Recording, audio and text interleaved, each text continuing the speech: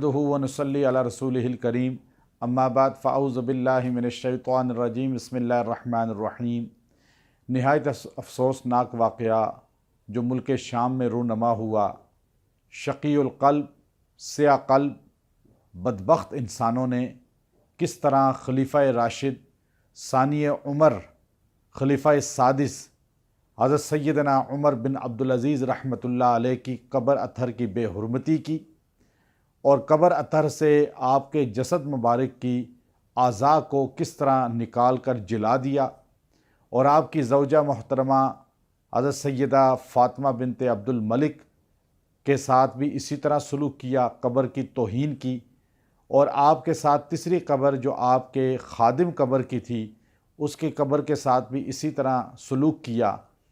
اور اس بات پر دنیا اسلام خاموش ہے، حکمران اسلام خاموش ہیں۔ وہ دنیا کے اندر اسلامی تنظیم جو بنائی گئی عالم اسلام کے لیے، عرب ممالک کے لیے بالخصوص، وہ بھی خاموش ہے۔ وہ جو افواج کا ایک بہت بڑا گروپ بنایا گیا اور کہا گیا کہ یہ عالم اسلام کی فوج کا گروپ ہے، اس گروپ کو بھی ہم نے خاموش دیکھا۔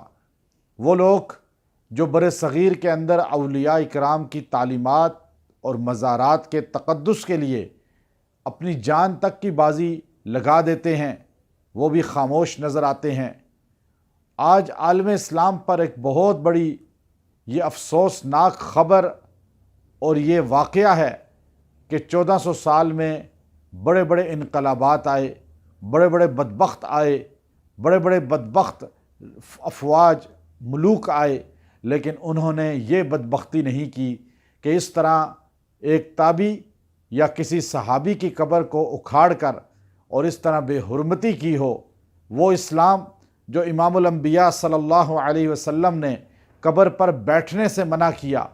حضور صلی اللہ علیہ وسلم نے قبر پر کھڑے ہونے سے پاؤں رکھ کر منع کیا، قبر پر مصلی بچھا کر نماز پڑھنے سے منع کیا، قبر کی مٹی کی اتنی تعظیم ہے،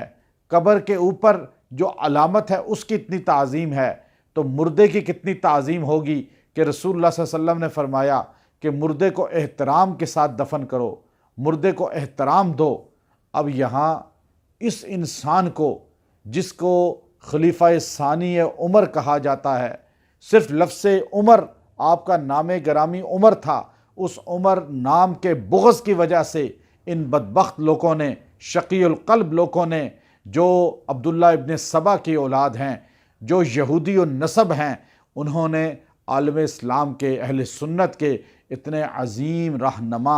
اور سلطان التابعین کو اس بے حرمتی کے ساتھ قبر اطہر پر حملہ کیا۔ وہ تو جنت میں ہیں، وہ تو بخشے ہوئے لوگ ہیں، لیکن ان بدبختوں نے اپنی عاقبت خراب کی، اور خاموش رہنے والوں کو بھی سوچنا چاہیے قیامت کے دن وہ بھی مجرموں کے ساتھ کہیں کھڑے نہ ہوں، اس لیے کہ عمر بن عبدالعزیز رحمۃ اللہ علیہ وہ ہیں جن کے بارے میں امام شافعی نے فرمایا کہ آپ مجدد وقت ہیں، آپ پہلے مجدد ہیں اس امت کے، جو 100 سال کے بعد مجدد آتا ہے۔ عمر بن عبدالعزیز رحمۃ اللہ علیہ پہلے مجدد ہیں۔ آپ نے عدل و انصاف کا ایسا ماحول بنایا کہ رسول اللہ صلی اللہ علیہ وسلم نے فرمایا کہ ایک دلہن صنعاء سے چلے گی، یمن کے شہر سے، لیکن اس کو خوف نہیں ہوگا۔ ایک آدمی زکوٰۃ لے کر نکلے گا، وہ آدمی زکوٰۃ غریب کو تلاش کرتا پھرے گا، غریب زکوٰۃ لینے والا نہیں ملے گا۔ اور عمر بن عبدالعزیز رحمۃ اللہ علیہ کے دور میں ایسا عدل تھا کہ بھیڑیا اور بکری ایک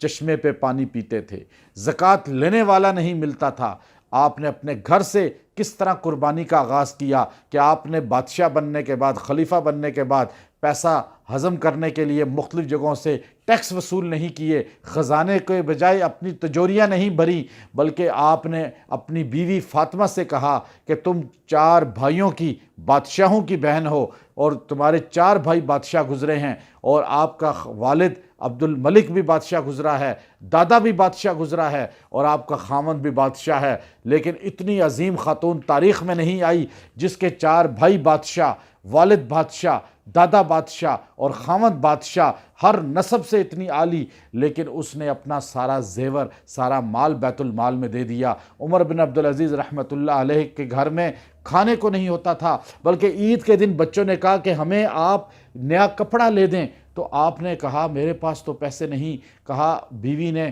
تنہا ایڈوانس لے لیں۔ مزاحم آپ کے خزانچی کو بلایا گیا جو وزیر خزانہ تھے، مملکت کے 3 براعظم کا بادشاہ اپنے وزیر خزانہ سے کہہ رہا ہے کہ مجھے میری تنہا ایڈوانس میں دے دی جائے، بچوں کو عید کے کپڑے بنا دوں، 1 مہینہ کا ایڈوانس دے دو، 1 مہینے بعد واپس لے لینا۔ مزاحم بھی آپ کا تربیت یافتہ، آپ کا غلام وزیر خزانہ تھا۔ جب بادشاہ نیک ہوتا ہے، جب بادشاہ جو ہے خود عدل و انصاف والا ہوتا ہے، تو ایسی اس کے وزراء ہوتے ہیں۔ تو اس نے کہا امیر المومنین یہ تو بتائیں کیا آپ گارنٹی دیتے ہیں کہ 1 مہینہ زندہ رہیں گے؟ آپ نے کہا نہیں۔ پھر رہنے دو۔ اپنے بیٹوں سے کہا کہ میں اپنی عاقبت خراب نہیں کرنا چاہتا، اس لیے انہی کپڑوں میں عید کر لو۔ ایسا امیر المومنین اور اس کی قبر کی بے حرمتی۔ آج مسلمانوں کو سوچنا چاہیے ہمارا دشمن کون ہے، صحابہ کا دشمن کون ہے، صحابہ کے کرام کی گستاخی کون کرتا ہے، لفظ عمر کی گستاخی کون کرتا ہے۔ عمر بن عبدالعزیز رحمۃ اللہ علیہ ہمارے سروں کے تاج ہیں۔ اللہ تبارک و تعالی ان لوگوں کو ان کی بدبختی ظاہر ہو گئی، اہل سنت کو پتہ چل گیا ہمارا دشمن وہ ہے جو صحابہ کا دشمن ہے، جو صحابہ کا گستاخ ہے، دشمن ہے، وہ ہمارا دوست نہیں ہو سکتا۔ اللہ ہمیں عمر بن عبدالعزیز رحمۃ اللہ علیہ کے کردار عطا فرمائے۔ وآخر دعوانا ان الحمد للہ رب